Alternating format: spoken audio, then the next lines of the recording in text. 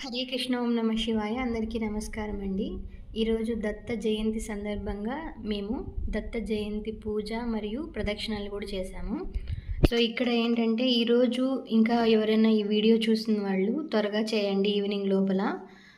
ఇక్కడ చూడండి, ఇక్కడ పీట ఉంది కదా, పీటకి ముగ్గు పెట్టి పసుపేసి పసుపుతో మళ్ళా బియ్యం వేశాను, బియ్యంతోనే పద్మం వేశాను. పద్మం వేసి అలా స్వామివారిని మనం కూర్చోపెట్టుకోవాలా. కూర్చోపెట్టుకున్న తర్వాత దీపారాధన చేసుకుంటాము. దీపారాధన చేసిన తర్వాత స్వామికి నైవేద్యం ఏంటి అంటే బీరకాయ, అంటే ఇక్కడ ఆనియన్ కానీ తెల్లవాయి కానీ నేమ్ యూస్ చేయలేదండి. ఉప్పు కారం, బీరకాయ, టమోటా ఒక్కటి వేసాను.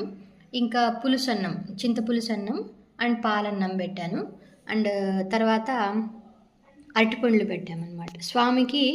ఇక్కడ పంచ అరటిపళ్ళు, గురు చరిత్ర పారాయణం బుక్ కూడా పెట్టుకోవాలా. సో నందూరి శ్రీనివాస్ గారి వీడియో చూసిన తర్వాతే మేము కూడా చేసామండి. ఆయన పంపించిన పీడిఎఫ్ ఫార్మాట్తో మేము చదువుకొని ఈరోజు పూజ ముగించాము.